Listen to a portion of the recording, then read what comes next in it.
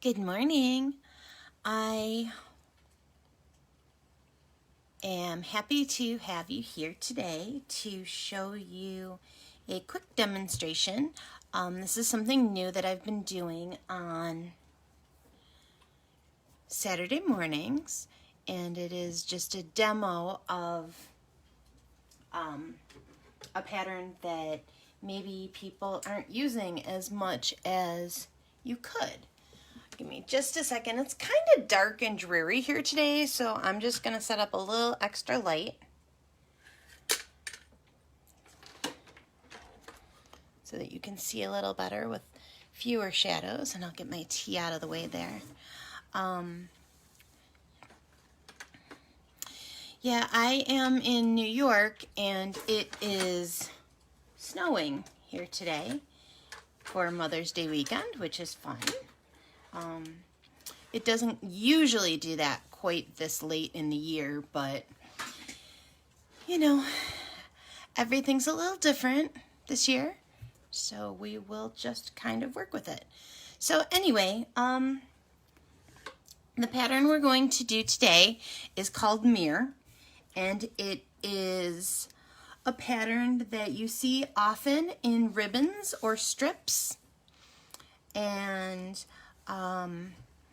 it is one of the first patterns that I actually learned myself, and I like it a lot. I don't use it as much as I used to, but I still use it pretty frequently.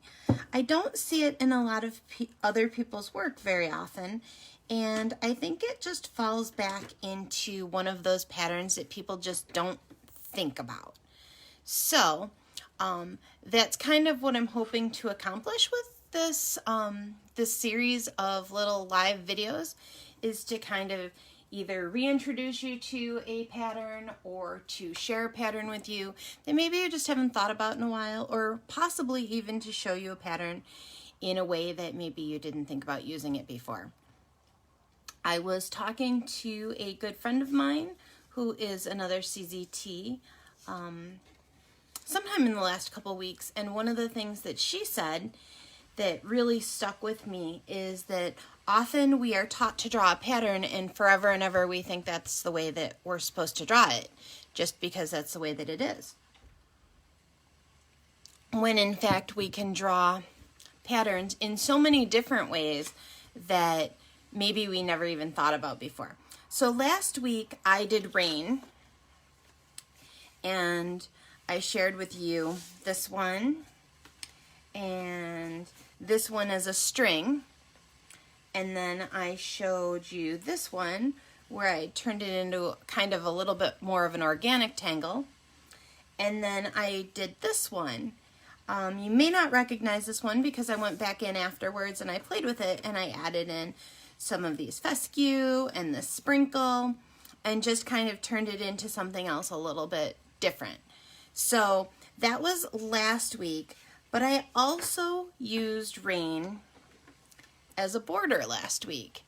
And as I was playing with the tiles afterwards, I knew I was going to be doing Meer this week, so I included Meer as my centerpiece to this tile that I started last week.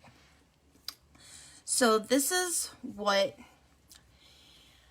how Meer looks normally. And I say that kind of in quotes because it can be done in so many different ways that there is really no normal.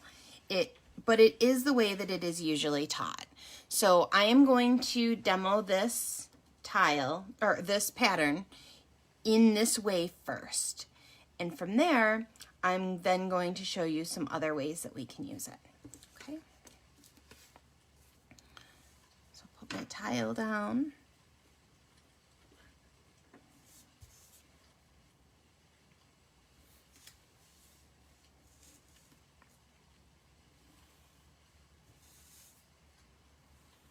There's some nice background music going today. All right, so with Meer, I always like to draw it on the diagonal. You don't have to. It's just my favorite way to draw it. I find that I do that with a lot of the patterns I draw. So I'm going to draw a line.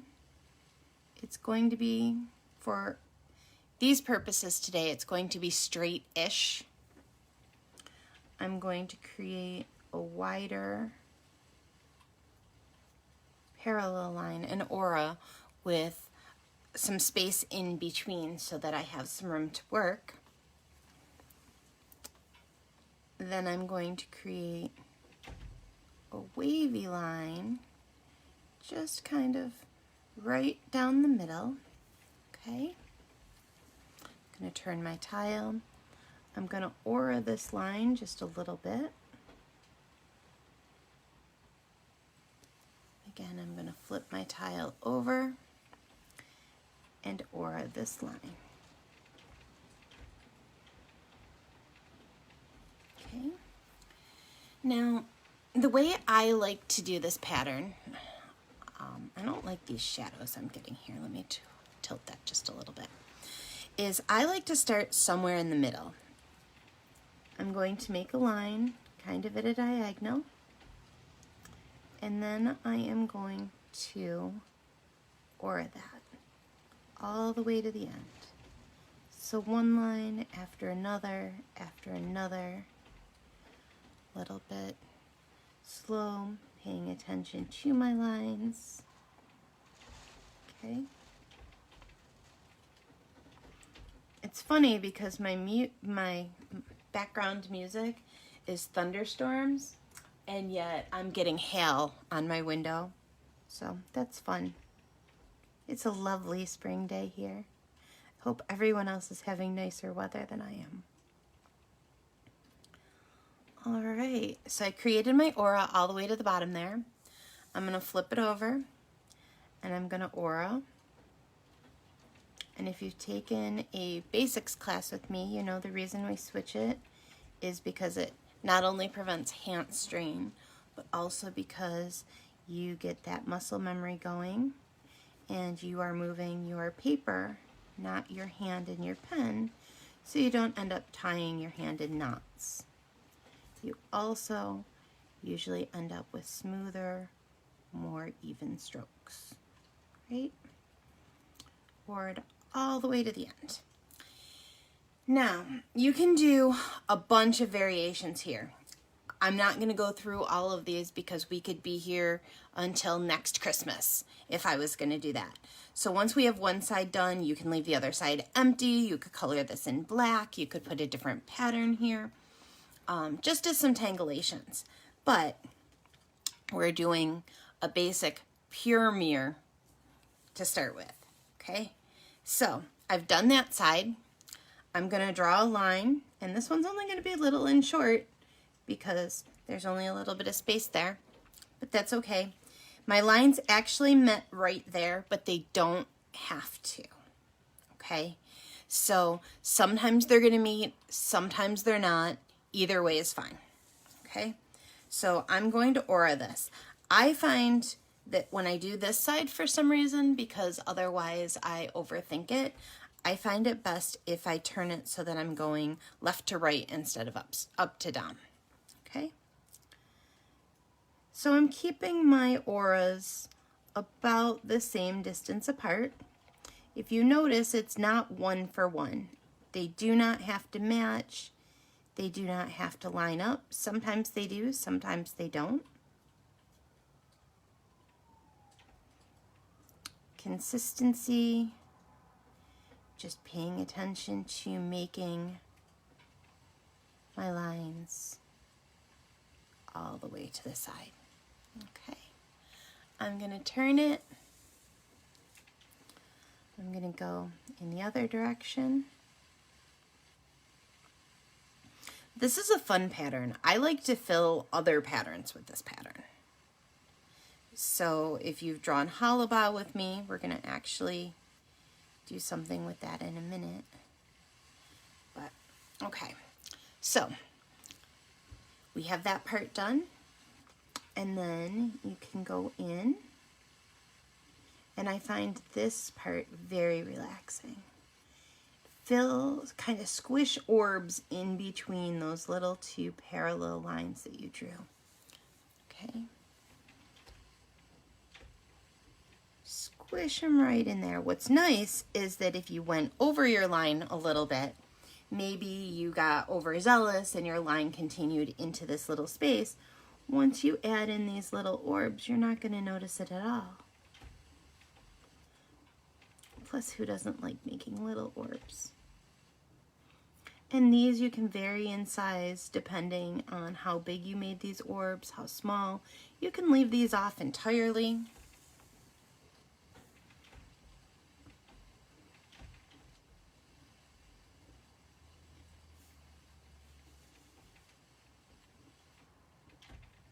Okay.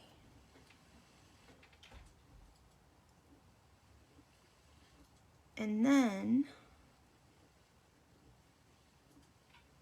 we will shade it. You can go back in if you want to, and you can color in all these little teeny tiny spaces. Sometimes I do, sometimes I don't. It definitely adds to it if you do. It creates a more vibrant pattern. It really, it gives a better look. However, sometimes if you're going to create a very, very busy design or you are short on time, that's something you can always come back to another time, or you can just leave it, because most of the time, until you do it, you don't notice it's missing. Make sense?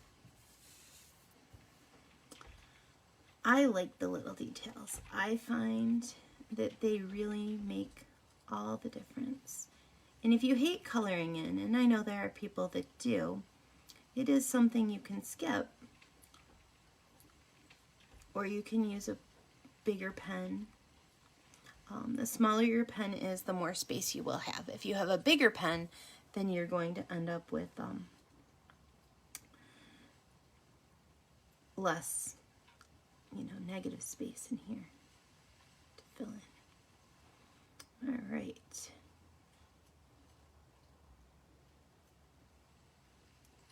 I'm not wearing my glasses today because I can't find where I put them. I have about 17 pair and I still never know where they are. All right, so to shade this, I shade this in a couple places. I add a tiny little bit of graphite, very, very little, very light touch on either side, on the inside of the ribbon,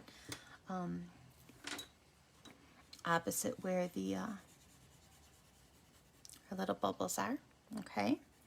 So just like a little shadow on either side. I have a lot of graphite on this tortillon. Let me grab another one because it's a little bit more than I wanted. There we go, this one's better.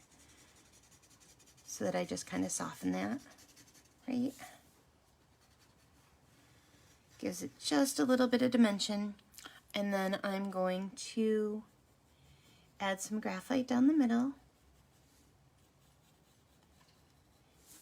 And I always talk about shading this one the way I talk about shading Crescent Moon. We make those little birds that are in V shapes like this. Where'd my pen go? Like this when we were little. So I kind of use the same motion,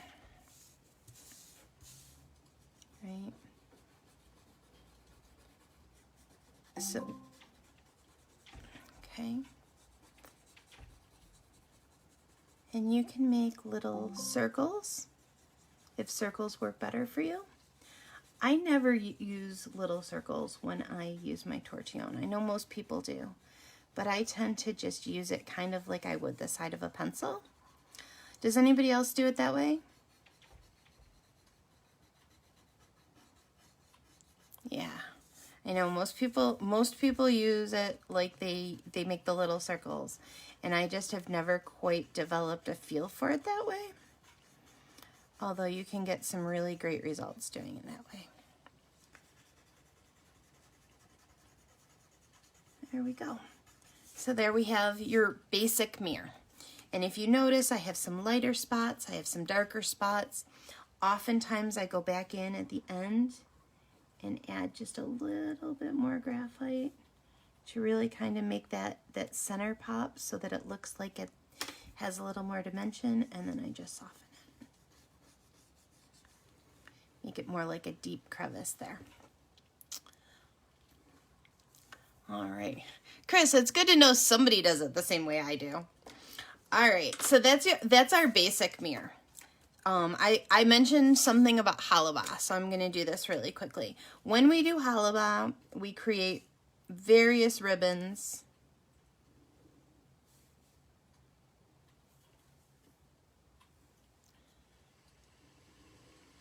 Going in different directions,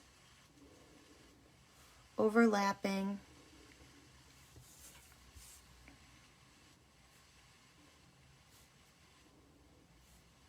In all different ways. I always think Meer looks like a ribbon. So for me, it feels very, very natural to include it when I do halaba.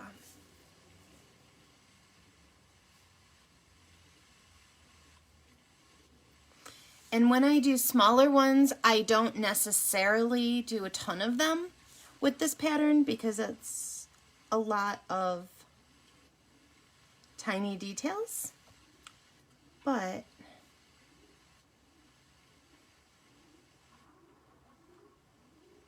I may add 1 or 2 other ribbons done the same way. And as you can see here, you can start at the top or the bottom. I usually, like I said, I start in the middle when I'm demonstrating it. I think it's easier to follow. But whatever works for you and where you start, right? So with this, I did a more simplified version. And then I'm going to take my pen, and instead of doing the circles, I'm just going to add a little bit of weighting to my outside lines.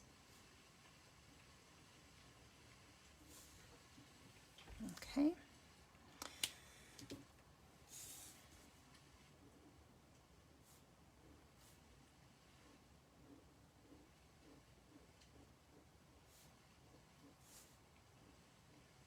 I will finish this tile later, and I will post a picture of it on the page if you want to come back and see. I want to show you a couple other ways to draw this really quickly, or at least talk about them. So on this one, and I'm not going to demo this because I'm going to demo doing a rounded version in a different tile. But here I used it as a border, and I used it in punzel, which is so much fun to me. I love the way that it really pops. It looks very, very intricate, and really it's just applying the pattern into another pattern. Okay, but that one's a lot of fun. I encourage you to try using it in some of your other patterns if you haven't. Let's see, let me find a blank tile.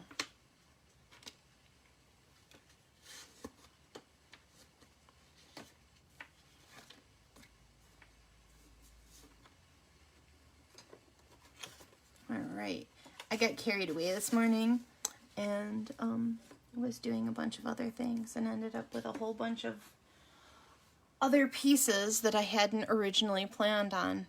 Linda, the circles, it just doesn't feel natural. It feels a little strange, so I tend to not do it that way. But there's nothing wrong with it. I always demonstrate both ways for people because I figure that people will do what they want to do, and they will come to what works for them intuitively. All right, so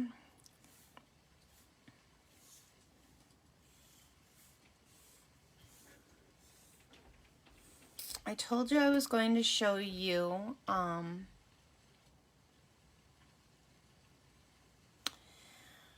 to draw it kind of rounded. And so my mac and cheese tangle is one called Flux. Okay, and it is my favorite, and I draw it constantly. This is the one that if I'm doodling and not tangling, I tend to go to. It also appears in pretty much any art I ever make. It's my absolute favorite.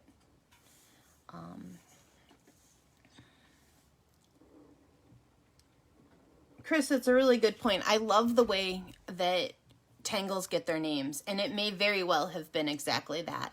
That, and you didn't see Chris's comment, that someone misheard the name as mirror, and it very much might be. You are mirroring either side, so it wouldn't surprise me. This is one that I actually didn't know the name for. So with my flux here, I am just putting an aura on the inside of each one of these. Okay. Again, this is a tile I'm going to finish, and I'll put the picture up for you to see.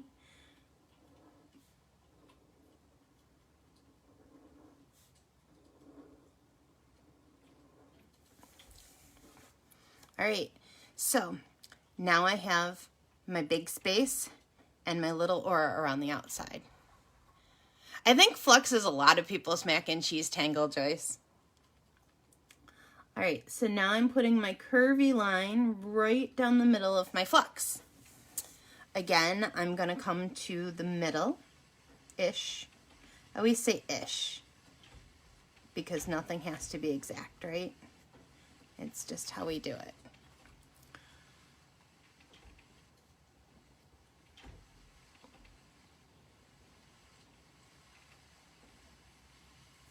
Okay, and now the other side.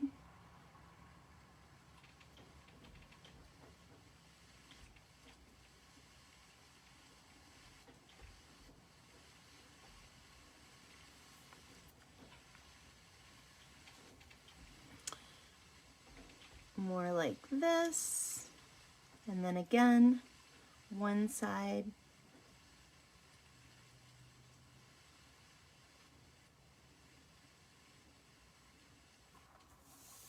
Then the other.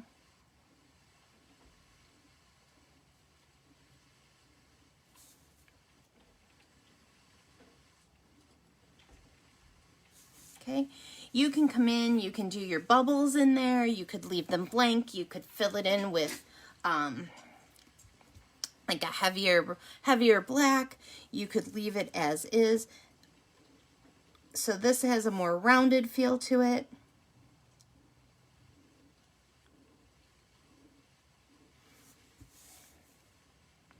A little bit more organic.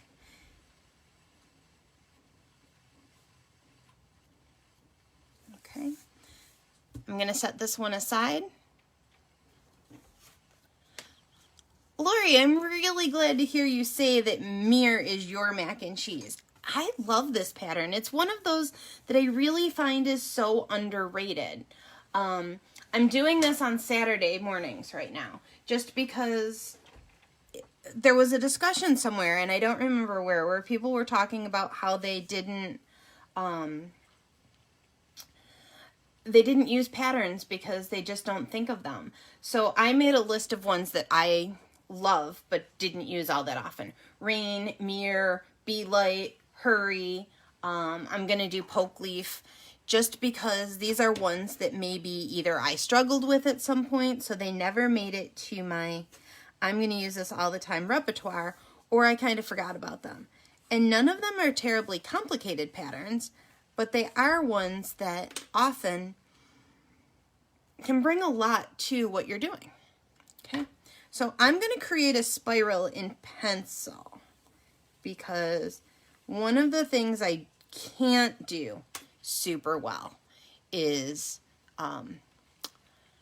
wrap my head around a spiral with all its various moving pieces without seeing it down in black and white, so to speak. So I'm going to kind of put in a little black orb in the middle, okay? I am going to go around my spiral now. And you could have just done this in ink without, that pencil step. But I kind of needed to see spacing and sizing, and have the ability, at least in my head, to change it up. And we often do our string in pencil anyway, so it doesn't really matter, right? Okay, so for this, I am going to make my aura on the outside of my spiral. And I like that little black circle in the middle, that little black orb, because at the end, when everything comes to a peak,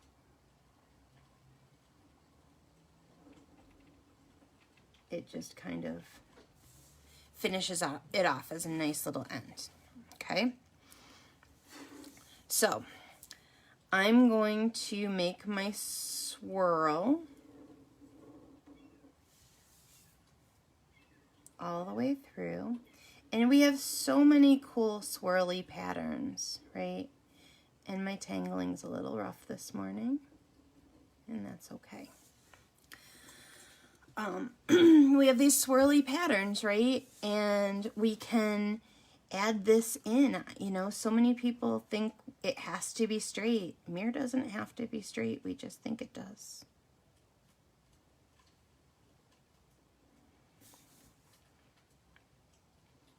And my lines kind of turn and twist as I go.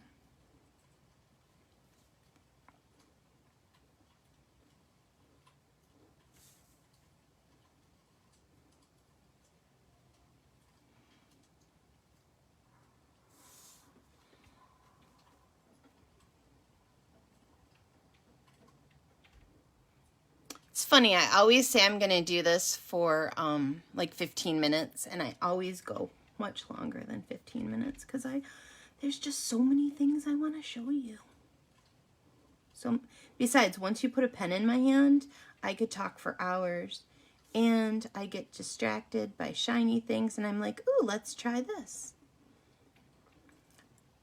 The only thing I ever plan for a demo is I get a couple ideas in my head of the directions I want to go, but I don't plan out the tiles, and I don't necessarily predetermine where I'm going to go with this, because I think that in my tangling and in, you know, some of these things, you get much more out of it if you just kind of see what happens organically, you know?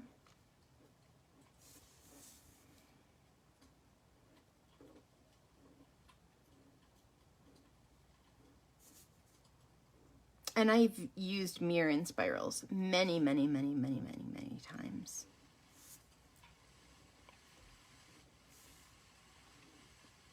But I remember when I first started tangling, and even when I first started teaching, I always thought that I had to teach it exactly the way that I learned it, right?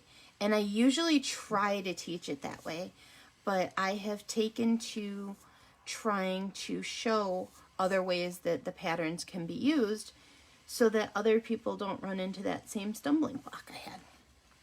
Doesn't that look cool? I'm happy with it just like this, but I think we are going to do the other side just because I want you to see how this all comes together.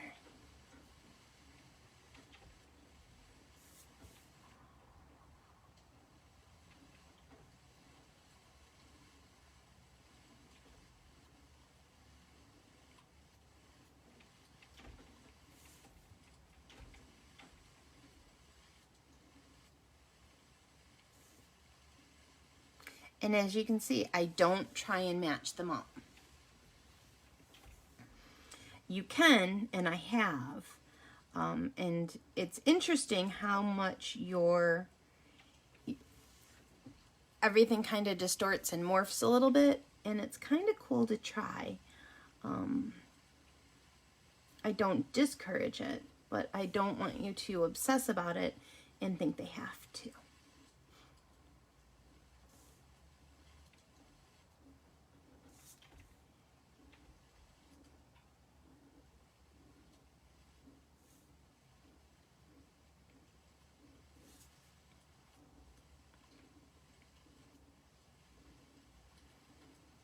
Demos are always weird for me. I love doing them, but much like in Zoom classes, I struggle with the lack of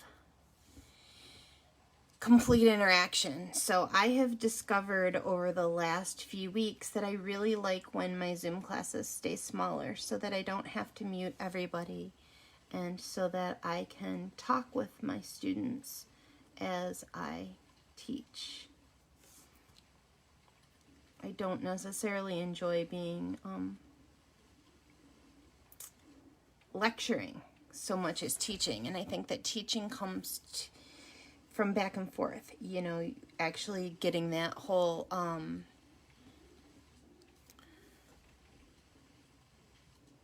interaction, that play between what the student is doing and what you're showing them, and seeing where they run with it. And I don't always necessarily get that in a demo. So if you do play with this, right, I would love to see it. Feel free to email me a copy of your tile if you played along, and just show me what you did here. I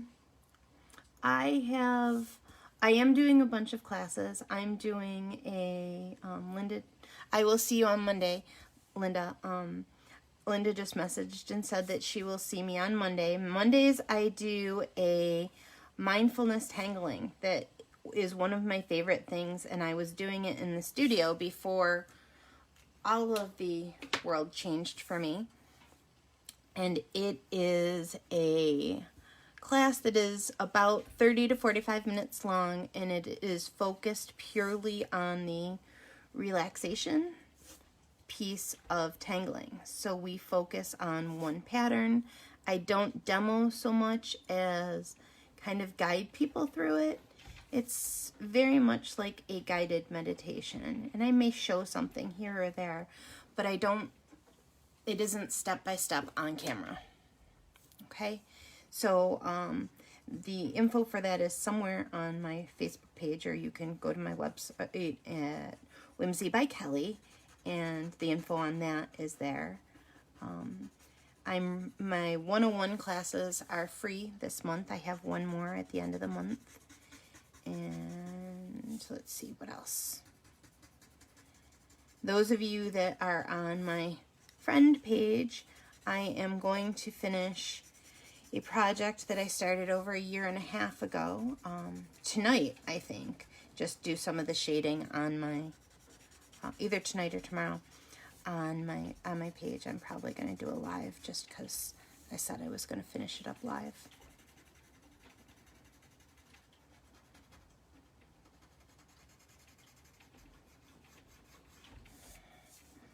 So as you can see, I mean, just changing the way you do it, the shape you do it, makes a huge difference, and really might bring some new ideas to your tangling.